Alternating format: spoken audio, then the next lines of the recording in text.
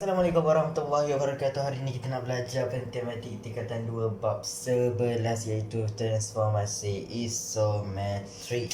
Okey, yang pertama kita nak belajar dalam bab ini ialah transformasi. Okey, yang kedua yang kita nak belajar ialah translasi. Okey, yang ketiga kita nak belajar iaitu pantulan. Yang keempat kita nak belajar iaitu putaran. Dan yang kelima, kita tengok ada yang kelima ke tak? Okey, yang kelima iaitu translasi pantulan dan putaran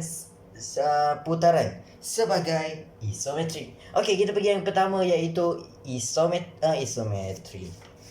Translasi. Okey.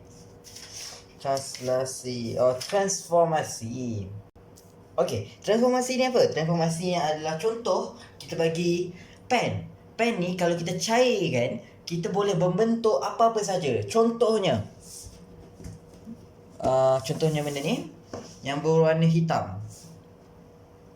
Ni yang berwarna hitam. Pasti ini warna hitam.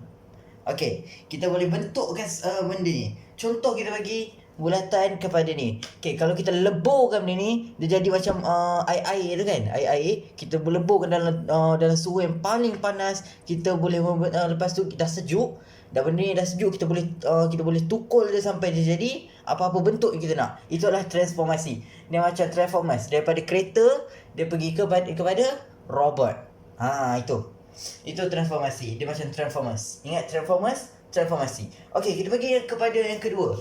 Translasi. Okey, translasi ni apa? Translasi ini adalah suatu bentuk yang kita tak ubah bentuk ni. Dia tak ubah, tapi kita ubah kedudukan dia, ataupun kita ubah putaran dia jadi macam ni, ataupun kita ubah kedudukan dia ke sini sikit. Macam tu.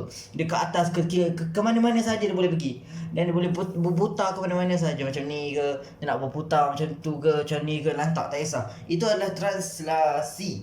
Okey, cara untuk mengira melalui ini. Okey, minta maaf untuk translasi ni silap sikit. Pasal sebenarnya bentuk ni dia tak berputar, tapi dia macam ni juga, tapi dia ubah kedudukan ke mana-mana. Okey, dia tak berputar dia memang macam ni je lah. Okey, contoh.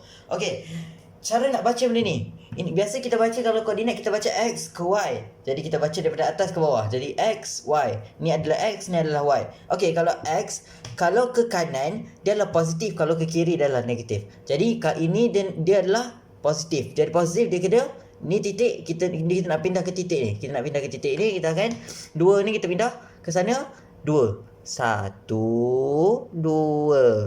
Jadi kita akan dapat kat sini 2. Kat sini titik dia. Ni titik untuk x. Lepas tu kita pindahkan untuk y pula. Okey, y kalau ke atas dia adalah positif. Kalau ke bawah dia adalah negatif. Jadi dia tolak 1, jadi kita kena pindah 1 ke bawah.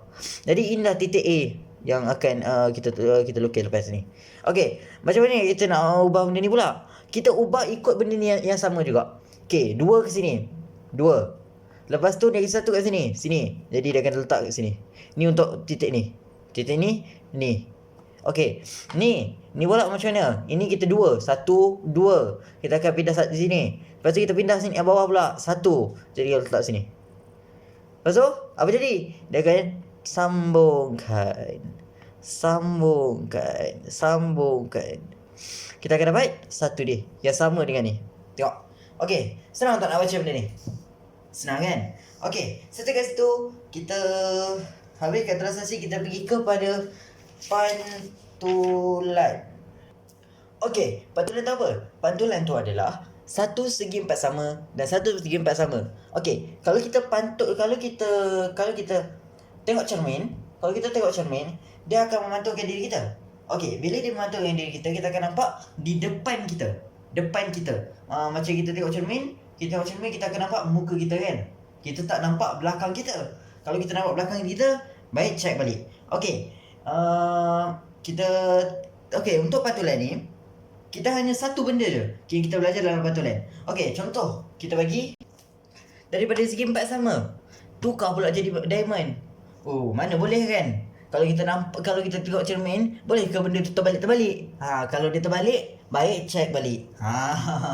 Itulah dia punya apa. Okey, dalam pantulan ni kita belajar iaitu ini. kita belajar satu garisan ni. Garisan ni adalah cermin. Okey, macam mana kita nak tahu garisan ni kat mana antara dua titik ni? Kita pakai, kalau ini mesti sama dengan ni. Ini mesti sama dengan ni. Ini mesti sama dengan ni. Okey, jadi kalau kita nak tahu titik tengah bagi benda ni, dan titik tengah ni adalah paksi pantulan. Paksi pantulan. Yes, paksi pantulan. Ni, paksi pantulan. Okey, macam mana nak tahu titik tengah ni? Kita pakai rumus ini, iaitu formula titik tengah. Dia akan bagi dalam paksi, dia akan bagi dalam koordinat dekat sini. Contoh, dia bagi, kita pakai rumus ni. Contoh dia bagi 2, -1 kat titik ni, dan 2, 1 dekat titik ni. Okey, 2, -1 dekat titik ni, dan 2, 1 dekat titik ni. Okey, ni X, ni X. Jadi kita X tambah X sama dengan bagi 2. 4 bagi 2 sama dengan 2. 2, kita akan dapat 2 kat sini. 2. Okey, macam mana pula kita dah dapatkan ni Y? Okey, -1 tambah dengan 1 sama dengan 0. 0 bagi 2 sama dengan 0. Dia dapat 0. Okey, dia akan dapat 2, 0. Jadi dia akan dapat 2, 0. Titik 2 dekat X. Jadi dia akan ada dekat X juga. Okey, kat mana titik 2 kat X? Dia akan jadi macam ni. Dan kita dapat tahu yang ini patutnya kat atas kan? Silap. Ni silap. Okey, ni patut kat atas. Kita akan dapat ini, dia akan pantulan ni. Ni pantulan dia, ni adalah garis apa dia. Senang cerita kita kena pakai rumus titik tengah. Okey, habis kat pantulan. Okey, habis kat pantulan kita pergi kepada putaran. Okey, putaran macam mana? Putaran tu, dalam putaran ni kita tahulah satu putaran dia ada dua arah, iaitu lawan arah jam dan mengikut arah jam. Ada dua. Sini satu dan sini satu. Okey, satu kat situ kita nak tahu. Okey, apa kita nak belajar dekat dalam putaran ni? Putaran ni kita nak belajar menentukan image dan objek. Okey, image tu yang mana, objek tu yang mana. Silap. Okey, macam mana nak menentukan image dan objek? Silap.